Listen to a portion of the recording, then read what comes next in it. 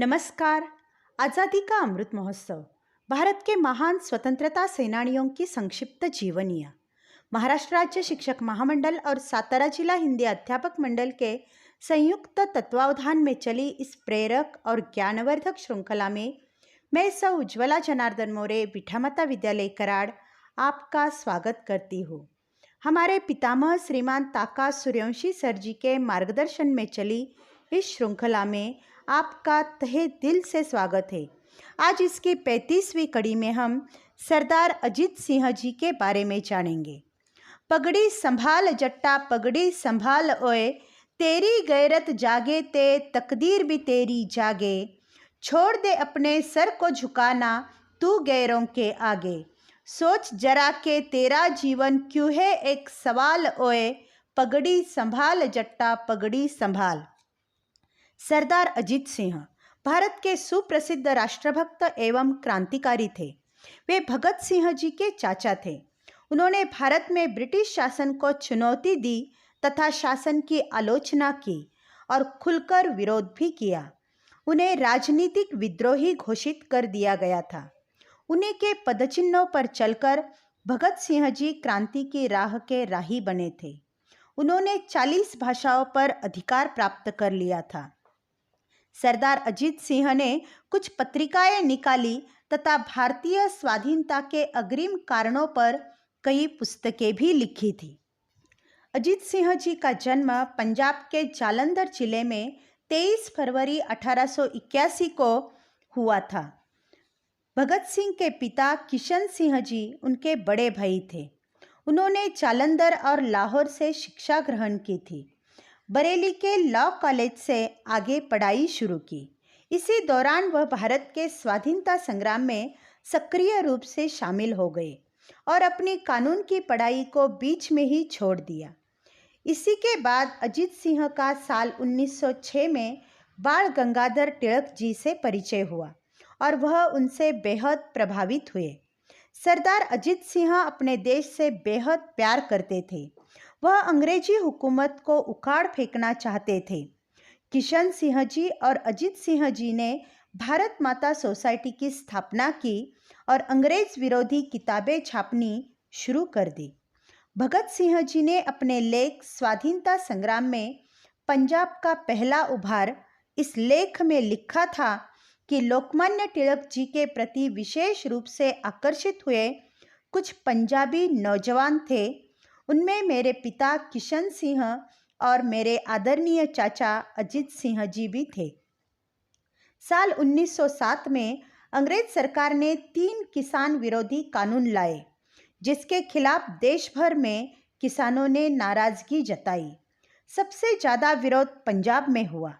किसानों ने अजीत सिंह का नेतृत्व स्वीकार किया और सरदार अजीत सिंह ने आगे बढ़कर इस विरोध की शुरुआत की। उन्होंने पंजाब के किसानों को एकजुट किया और जगह जगह सभाएं लेना शुरू कर दिया। इनमें लाला लाजपत राय जी ने उनका साथ दिया। 3 मार्च 1907 को लायलपुर में एक विशाल रैली आयोजित की। उन्होंने सोच समझकर यह स्थान चुना था क्योंकि वहाँ सैनिकों की तादाद बहुत ज़्यादा थी। वे जानते थे कि सैनिकों का झुकाव इस आंदोलन की तरफ हो जाए और यही हुआ। जल्द ही इस आंदोलन ने देश क्या विदेशों में भी व्यापक रूप ले लिया। यहाँ अजीत सिंह ने ब्रिटिश शासन के विरुद्ध 2 हथियारों को इस्तेमाल किया था। पहला था भाषण और दूसरा था प्रकाशन। लायलपुर की सभा में पुलिस की नौकरी छोड़ आंदोलन में शामिल हुए लाला बाके दयाल जी ने पगड़ी संभाल जट्टा नाम से एक कविता सुनाई थी। बाद में यह कविता इतनी लोकप्रिय हुई कि उस किसान आंदोलन का नाम ही पड़ गया पगड़ी संभाल जट्टा। संगठन के जानिब से कई भाषाओं में पुस्तक व पत्रिकाएं भी प्रकाशित की गई थी। आगे भारत माता संगठन के इस आंदोलन का असर इतना हुआ कि इस आंदोलन को छोटे 1857 की क्रांति के रूप में जाना जाने लगा। 21 अप्रैल 1907 को रावलपिंडी में अजीत सिंह जी ने बहुत प्रभावी भाषण दिया। इस वजह से अंग्रेज सरकार ने उन्हें बागी और देशद्रोही मानकर 6 महीने के लिए बर्मा के मंडाला जेल में डाल दिया। जेल से निकलने के बाद अजीत सिंह जी ने दिसंबर 1907 में आयोजित हुई सूरत कांग्रेस में भाग लेने चले गए, जहां लोकमान्य तिलक जी ने अजीत सिंह जी को किसानों का राजा कहकर एक ताज पहनाया और सम्मानित किया था। अजीत सिंह के बारे में लोकमान्य बाल गंगाधर तिलक जी ने कहा था कि ये स्वतंत्र भारत के प्रथम राष्ट्रपति बनने योग्य है। जब तिलक जी ने ये कहा था तब सरदार अजीत सिंह की उम्र केवल 25 वर्ष थी। इसके बाद सरदार अजीत सिंह ने अपने साथी क्रांतिकारी सूफी अंबादास के साथ ईरान चले गए और वही अगले 2 साल रहकर क्रांतिकारी गतिविधियों में लगे रहे। दोनों ने मिलकर कई क्रांतिकारी आंदोलनकारियों को खड़ा किया। इसके बाद उन्होंने रोम, जिनीवा, पेरिस जैसे दुनिया भर अलग अलग हिस्सों में घूमकर क्रांतिकारियों को संगठित किया। साल 1918 में वह सैन फ्रांसिस्को में गदर पार्टी के संपर्क में आए और उनके साथ कई सालों तक काम किया। 1939 में यूरोप लौटने के बाद उन्होंने इटली में नेताजी सुभाष चंद्र बोस की भी मदद की। इस दौरान वो मुसोलिनी व हिटलर से भी मिले। कहा जाता है कि उन्होंने नेताजी सुभाष चंद्र बोस जी को भी हिटलर और मुसोलिनी से मिलवाया था। वह आज़ाद हिंद फौज को बनाने में भी उनका महत्वपूर्ण योगदान था। रोम रेडियो को तो उन्होंने नया नाम दिया था आज़ाद हिंद रेडियो तथा इसके माध्यम से क्रांति का प्रचार प्रसार किया था।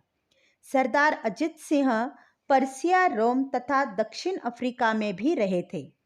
उन्होंने 40 भाषाओं पर प्रभुत्व प्राप्त किया था। वे जिस देश में भी जाते वहाँ की भाषा सीख लेते थे।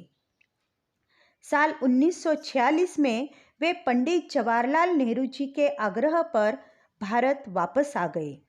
कुछ समय दिल्ली में रहने के बाद वह हिमाचल प्रदेश के डलहौसी चले गए। 15 अगस्त 1947 की वह सुबह आई जिसके लिए उन्होंने इतने साल संघर्ष किया था। जिस आज़ादी की राह में उन्होंने अपने भतीजे भगत सिंह जी को भी खो दिया था। इसी दिन आज़ादी के इस सिपाही ने भी दुनिया को अलविदा कह दिया। अपना सब कुछ देश के लिए कुर्बान कर दिया था। ऐसे महान क्रांतिकारी सरदार अजीत सिंह जी को हमारे कोटि कोटि प्रणाम। जय हिंद।